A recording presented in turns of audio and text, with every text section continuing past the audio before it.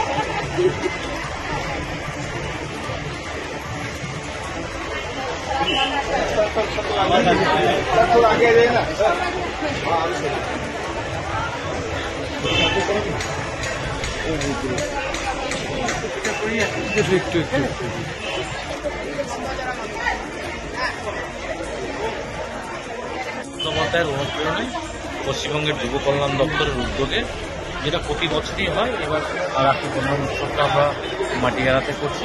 মাটিগাড়া পঞ্চায়েত সমিতি এবং মাটিগাড়া গ্রাম পঞ্চায়েতের মিলিত উদ্যোগে আমরা এখানে করলাম।